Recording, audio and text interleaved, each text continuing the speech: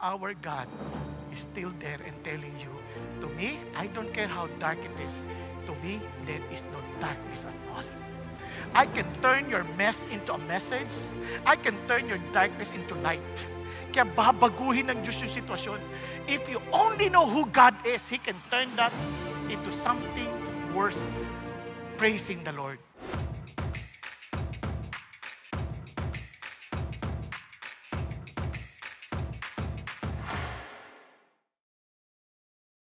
Tayo po'y magpapatuloy na sa ating pong series ng True Worship.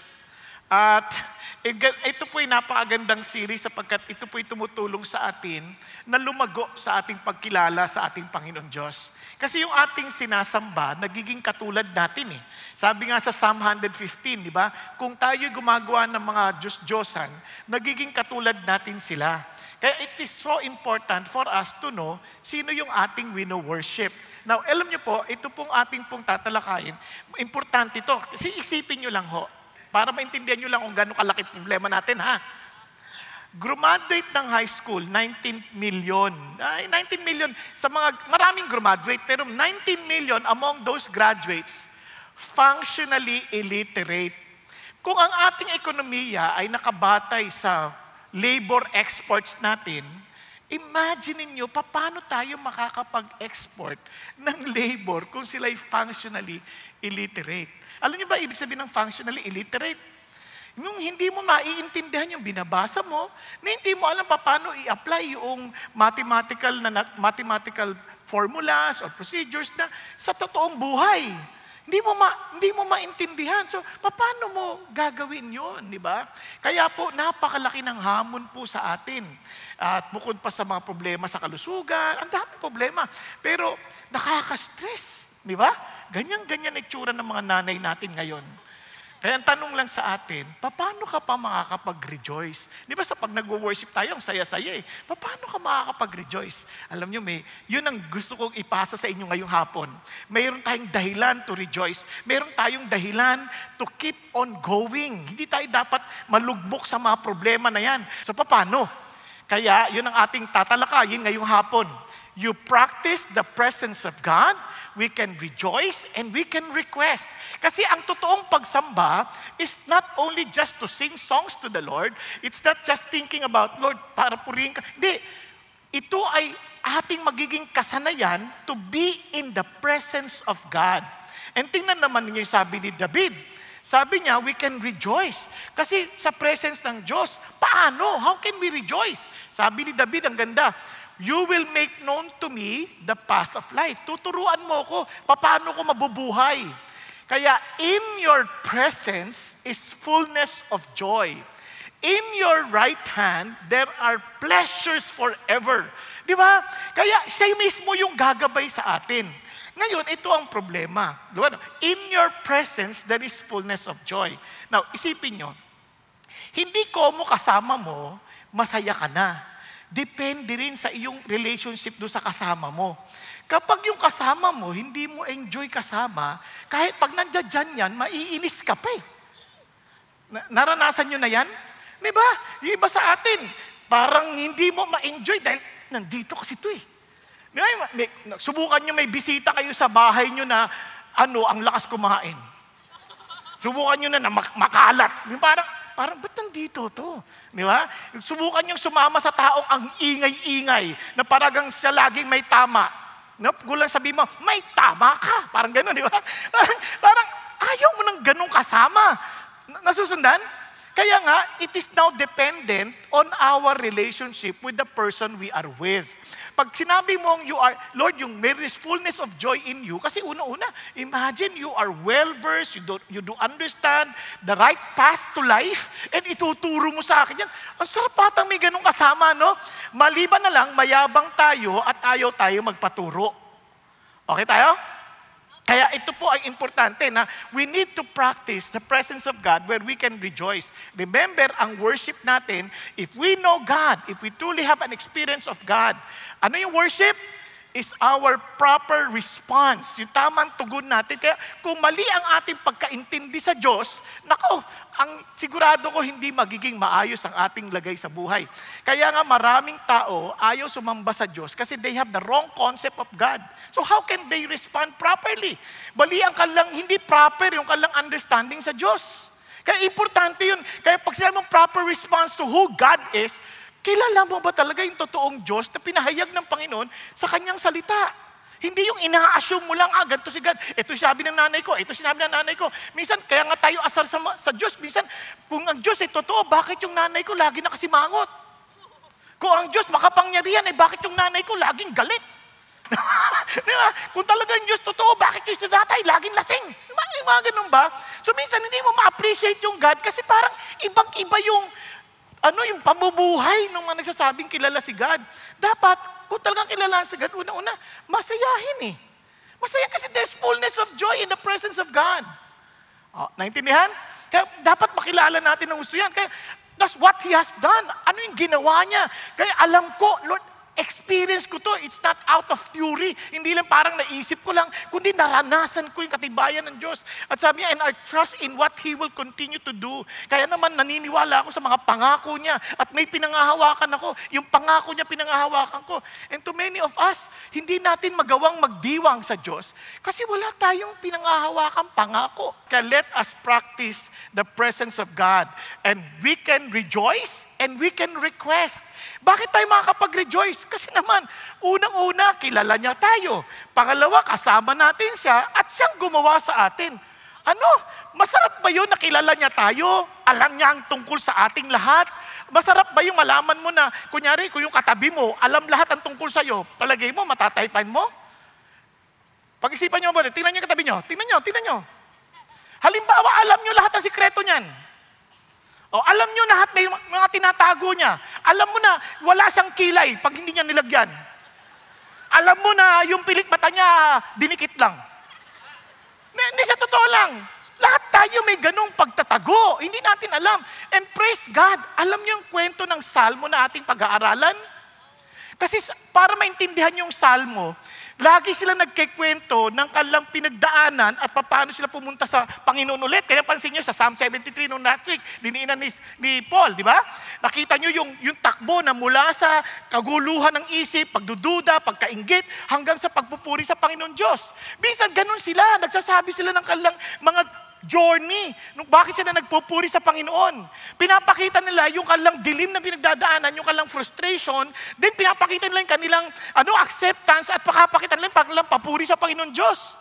Kaya napaka-exciting basahin ng mga salmo na ito kasi it speaks about our lives. Now, huwag kayong magtaka kung bakit ang ibang mga nagtuturo, pag binabasa nila, may iba silang mga perspective na nakikita, it's okay. Kasi we don't know everything. Dahil ang Diyos ay napakadaming dimension. Ibig sabihin, kumbaga sa bahay, ang makikita mo lang, maaring 2D lang, o harap lang at saka gilid, o kaya naman 3D lang. May konting, pero hindi mo alam ang likod, hindi mo alam ang iba pang mga part ng ibang side ng bahay. Same thing with God. Every time we read this particular scripture, huwag sabihin, ba't iba doon? Ba't iba? Hindi, tingnan mo na mabuti, ano yung kabuuan. Nakuha? Nang sa gayon, ma-appreciate mo, wow, ang galing ng Diyos. He shows to different people, different sides ng kanyang gustong ipaabot sa ating lahat. Are you following? Now, tingnan niyo po, tingnan natin itong psalm na to. For example, sabi niya, Oh Lord, you have searched me and known me. Lord, alam niyo ba sa Tagalog yan? Lord, sinisiyasat mo ako. Lord, iniimbestigahan mo ako. At kilala mo ako. Alam mo pag ako'y nakaupo. Alam mo pag ako'y nakatayo. Naiintindihan mo, kahit malayo yung iniisip ko, malayo pa. Malayo pa. Naiintindihan mo na kaya. Yun, alam mo kung yung mga dinadaanan ko, parang lagi mo akong ini-scrutinize. Yung sasabi niya, lagi mo na lang ako sinisiyasat. May mga ganong pakiramdam. And that is exactly what David was experiencing. Sabi niya, ito nakaraan na to kasi kaya nga, you have searched me. Parang it was a past perfect tense. Present perfect tense. Sabi niya, nangyari na to at continuous na minsan nangyayari. At nararanasan nating lahat. And sabi niya, and familiar ka sa lahat ng aking gawi. Wala akong maitago sa iyo. Kaya nga, tinan niyo yung karugtong. Kaya nga pati bago ko sabihin yung salita, alam mo na. Kaya tingnan niyo, pakiramdam ko, tingnan niyo kung saan ko nakikita yung kanyang frustration. Pakiramdam ko, para mo kung nandiyan ka sa harap, nasa likod, para mo akong tinrap. Naintindihan niyo ibig sabihin? Parang yung tinrap. Tapos yung kamay mo, parang ang diin-diin sa akin, na nilalagay mo ako sa dapat kong kalagyan. Masaya ba yun? Hello? Kaya alam nyo, ang knowledge is very powerful. Kaya tayo minsan nagtatago tayo. Katulad ng nangyari sa Garden ng Eden. Noong una, hubot-hubad sila. Wala silang pakialam. Hindi sila nahihiya. Dahil wala silang itinatago. But when they fell to sin, yun na. Nagtago na, nagsuot na kagad yung dahon ng fig tree. Kaya nga sabi niya, para ako tuloy na-trap eh. Kaya sabi niya, yung knowledge mo, yung word na too wonderful, parang sobrang nakakabigat na hindi ko na maisip, sobrang taas at hindi ko na maintindihan, hindi ko na maabot. Tingnan yung karugtong niya. Kaya sabi niya, saan ako tatakbo sa espiritu mo? Pag tumakbo ako sa presence mo, saan? Punta ako sa langit, nandun ka. Punta ako sa impyerno, nandun ka. Nakita niyo yung frustration? Di ba? Nakuha? Parang wala akong takas. Ganyan-ganyan tayo. Sa totoo lang, the moment anyone na kilala tayo, nawawalang ating pagkatao. Kasi bakit? Hindi dahil sa nahihiya tayo kung ano sasabihin ng tao, kundi nahihiya tayo, papantay ko kondenahin ng ibang tao. Are you following? Alam niyo pa masama, kung sino pa yung pinakamasama, yun pa ang malakas maghusga. Di ba? Kaya hirap na hirap tayo, parang, wow, anong gagawin ko dito? Sabi nga ng Panginoon Kristo, lahat naman tayo, takot tayo sa liwanag. Kasi, takot tayo na mabisto yung ating mga pinaggagawa. Kaya nga, pag iniisip mo, maraming tao ayaw lumapit sa Diyos. Kaya iba, ayaw nga sumambi. Uy, punta ka sa CCM, sama ka sa amin. Huwag na, masusunog ako dyan. Di ba? Narinig niyo na yon? Ayoko dyan, masusunog ako. Halika, mag-aawitan tayo sa Panginoon Diyos. Aawit ako dito, kakahiya kay Lord. Alam niyang napakasama akong tao. Di ba? Kaya, pataas-taas ng kamay itong bruho na ito. Hindi nababayad ng utang to. Di ba, meron tayong ganun? Di ba, pagtingin natin, ayun, yung may utang sa akin, pasayaw-sayaw pa. Pag ganyan-ganyan. Ako, mapuntahan nga. No. Di ba? Sa totoo lang. Di ba, dumaabot tayo sa ganung mga pakiramdam? Bakit ganun? Sabi niya, kasi ganun, lahat tayo may ganyang problema eh. Wala namang malinis na malinis sa atin. Kaya sabi nga, minsan nga sabi ni David yung prayer ni David ganito, Lord, pwede po ba, huwag niyo muna akong titigan para makangiti lang ako? Kasi si David yan prayer niya sa Lord, Lord, pwede huwag niyo po akong titigan, makangiti lang ako. Kasi ang hirap ata na alam ng Lord ang bawat ginagawa natin. Kaya minsan nga, sa totoo lang, naranasan niyo ba yung tataas ka lang ng kamay? Pataas-taas ka pa ng kamay. Kapapalo mo lang sa anak mo. Pataas-taas ka pa ng kamay. Kinain mo yung pagkain na hindi para sa'yo. Pag-isipan niyo mabuti. Kanina lang may ginawa kang kababalagan. Ngayon, pakanta-kanta ka pa. Kanina lang, nagmura ka eh. Ngayon, naaawi. Napansin niyo po yung struggle? Pero itong amazing part. Nung alam ni David yan, kaya very frustrating. Pero, ito yung turning point. Nung nabanda niya, pero sobrang halaga ng pagkakilala niyo sa akin. Sobrang dami, hindi ko maabot lahat, detalye ng pagkakilala mo sa akin. Kung bibilangin ko, hindi ko mabibilang. Sabi niya, kasi nagulat ako nung magising ako. Siyempre, kumbaga natutulog ka sa iyak na parang kahihiyan sa Lord eh. Pero nung nagising ako, andiyan ka pa din. Hindi mo ako iniwan. Minsan, limbawa lang nahuli ka ng asawa mo. May ginagawa ka din maganda. Patay na. Iiwanan na ako nito. Ito si God. Alam niya lahat. Pero Lord, hindi mo ako iniwan. Andito ka pa rin. Andito ka pa rin. Alam niyo, lahat tayo, marami tayong mga maling desisyon sa buhay. Marami tayong dilim na mga pinaggagawa na kung malalaman ng iba, ikahihiya natin eh. At kung maaari pa nga, baka iwanan tayo ng mga katabi natin. Baka hindi na tayo pansinin dahil sa mga kapalpakan natin, sa mga desisyon natin, sa mga mali nating mga pinagpipili. Baka sabihin nila, naku, wala na, iiwanan na nila ako. Kaya marami sa atin dito, mga kapatid, alam ko may mga pagkakamali, iba sa inyo nagtaksil, sa inyong pamilya, tapos biglang hindi nyo na alam, paano kayo magsisimula ulit, paano kayo Pero alam nyo, itong amazing part sa Diyos, kahit anong dilim yan, ano sabi niya? Tingnan nyo. Even there, your hand will lead me. Kahit doon, i-guide mo pa rin kami. Pag lumapit kami sa iyo at tinanggap namin, na yung pagkakilala mo sa amin, i-guide mo pa rin kami.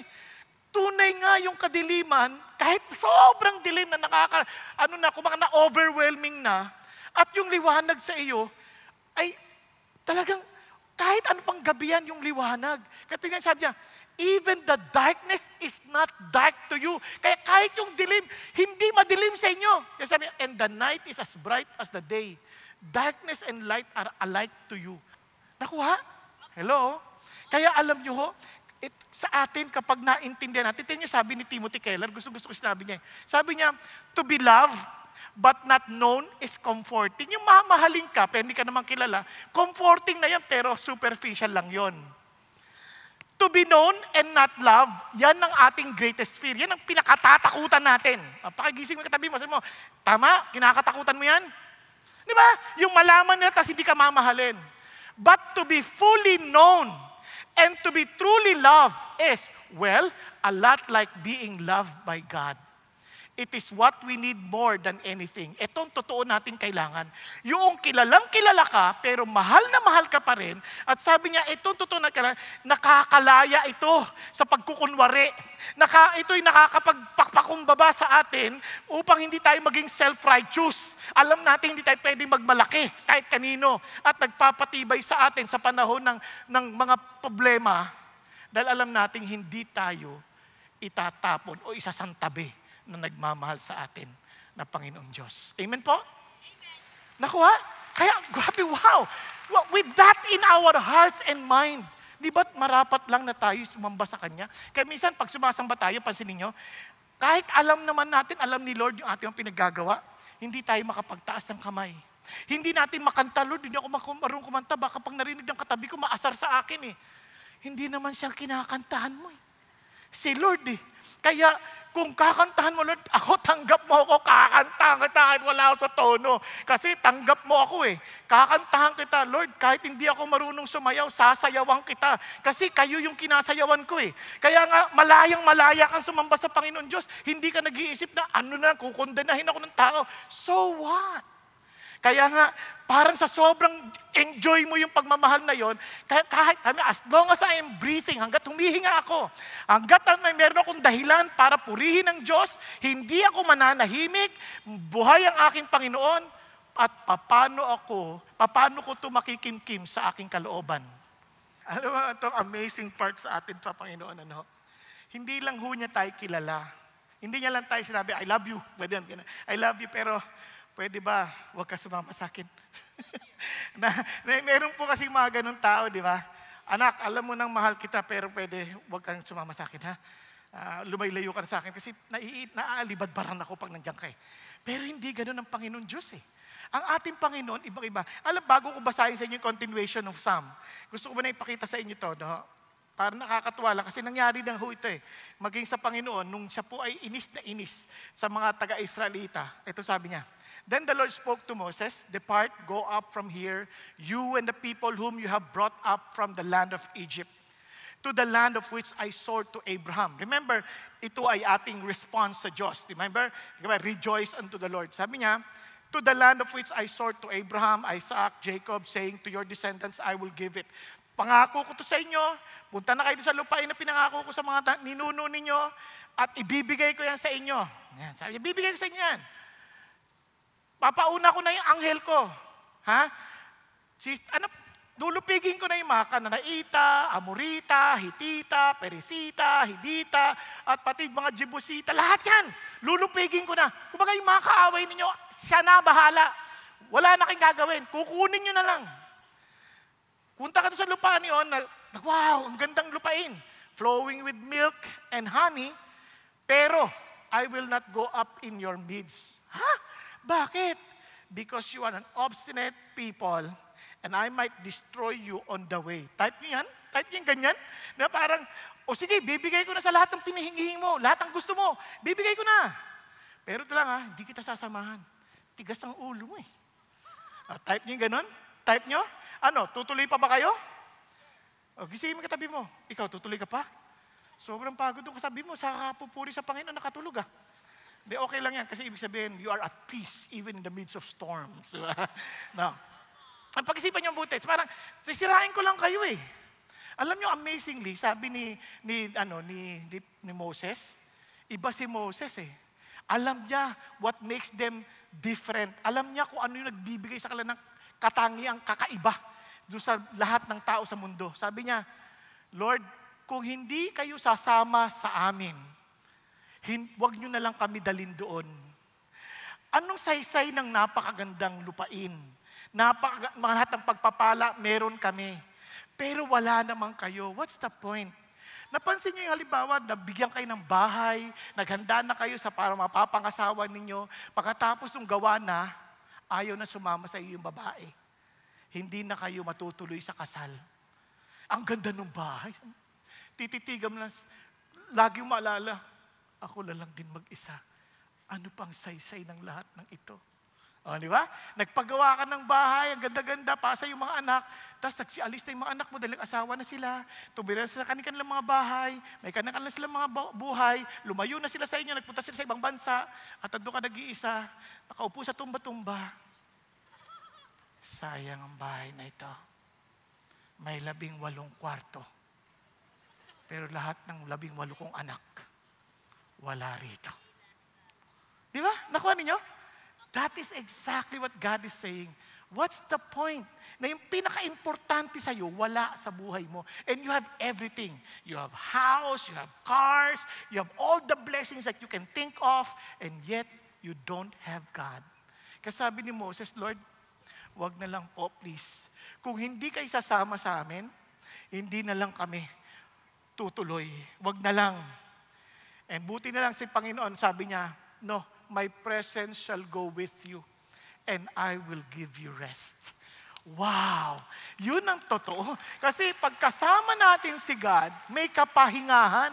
Kahit anong daming mga hinaharap sa buhay, knowing that God is with us, nakakapagpahinga tayo. Kaya nga, balik tayo ulit doon sa sinabi ni David. Sabi ni David, Lord, saan ako pupunta? Saan ako pupunta? Pag nandyan ka, nasa langit ako, nandun kayo. Pag nasa sa impyerno, nandun kayo. At kung sakali man, yung pakpak ko, sabi niya, tumunta pa sa pinakakasuluksukan yung mga hindi napupuntahan mga lugar. Yung remotest part ng karagatan. Yan. Yung talagang, hindi mo na sabi niya, even there, your hand will lead me.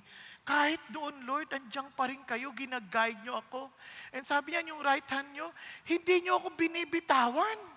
Kaya surely the darkness will overwhelm me. Totoo naman po yun, sa daming problema, they can overwhelm me. Pero yung ilaw around me will be night. Darating yun. And even the darkness is not dark to you, Lord. And the night is as bright as the day. And darkness and light are alike to you. Lord, thank you. Hindi ka lang omnipresent, dahil yun ang totoo nating Diyos. But you are with me. Parang ganito. God is everywhere. Pero ang tanong, kasama mo ba? Paano nangyari yun? Nandyan siya, pero hindi mo siya kasama. Naranasan nyo na sigurong kasama niyo asawa nyo, na parang hindi nyo kasama asawa nyo. Naranasan nyo na sigurong kasama nyo mga anak nyo, na parang hindi nyo kasama yung mga anak ninyo. Tama? Andiyan pa kayo? Naranasan nyo na yung mga ganung bagay na parang you do not exist.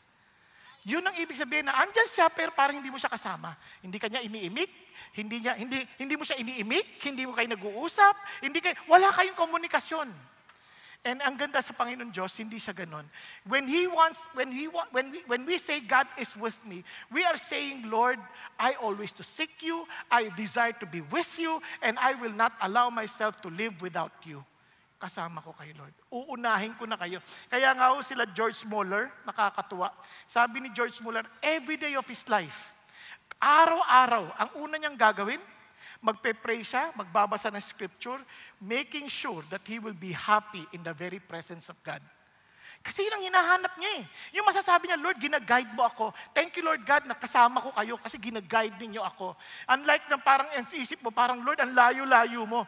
Kaya nga, ang sarap na isip no, na ang ating Panginoon Diyos, ito po, napakaganda sabi niya, pinangangakuan ka. Sabi niya, make sure that your character is free from the love of money. Hindi mo kailangan maghabol sa pera. Bakit?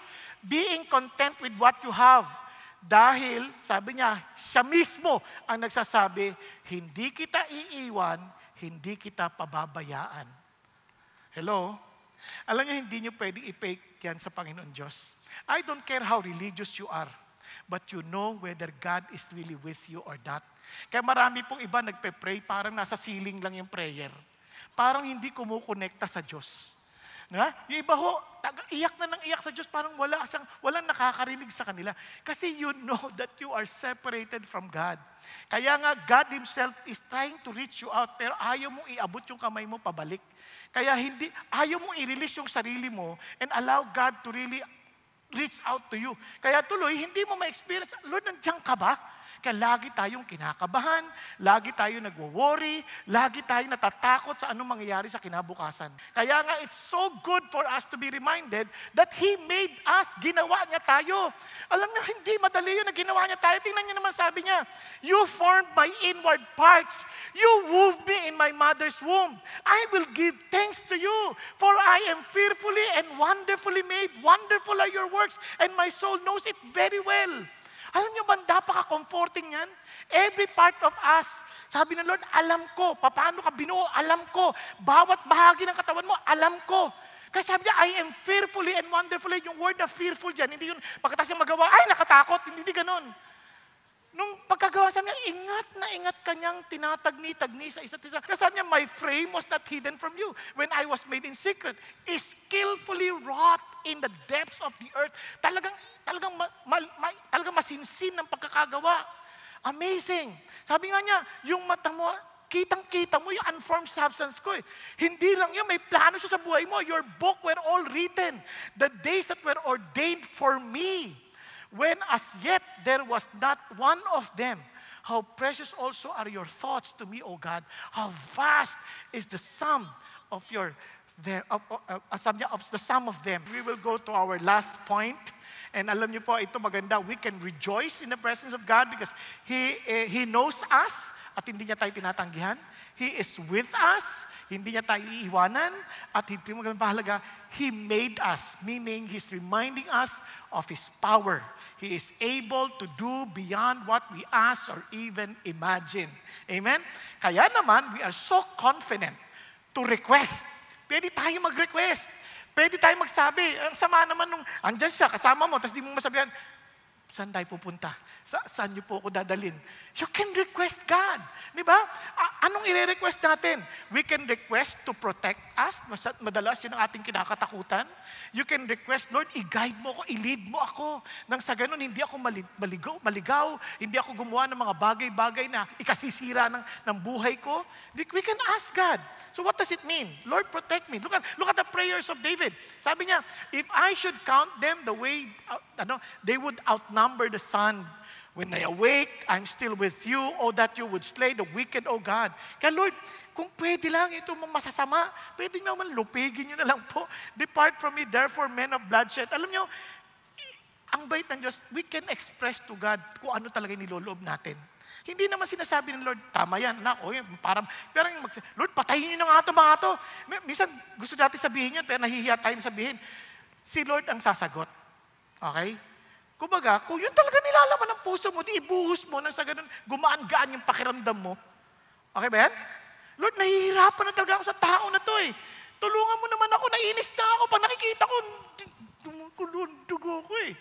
Tulungan ka naman ng Diyos, malay mo, kunin ka kagad ni God. What I'm trying to say is this, it's okay. You pour out your heart to God. And amazingly, yun ang sinasabi niya, for they speak against you wickedly, and your enemies take your name in vain. Lord, grabe. Kasi talagang ang Diyos, He can vindicate us. And ang sabi niya, do I not hate those who hate you, O Lord? Do I not love those who rise up against you? I hate them with the utmost hatred. They have become my enemies. Ano sinasabi niya? Lord, I have nothing to do with people who are really against you. Alam mo, isang nakakalungkot sa mga Christians, they claim they worship God, tapos minumura rin yung Diyos, pinapalakpakan pa nila. Sinusuportahan pa nila. Ano ba yun? Di ba? Wag tayong ganun. Bagamat sabi natin, Lord, alam ko naman nakakasama yan, tulungan niyo naman kami that we can be sensitive enough to hate what you hate. Hindi tayo nag-express na, galit kami sa'yo! Walang ganun. We will not do anything to do with this. Hindi kami susuporta, pero siyempre yung tao mahal natin, pero yung kanilang ginagawa, hindi natin susuportahan. Andiyan tayo? Yun ang sinasabi niya, kaya Lord naman, protect us. Nang sa ganun, kasi ang dami nating kalaban, ang dami nating ma-distraction. Habang nag-worship tayo, may nadidistract tayo, di ba? Iba sa atin, mayroong nagte-text. Never once did kaya nakaganyan, nadidistract tayo. Nakikinig tayo sa message, may mag-post, kaganyan.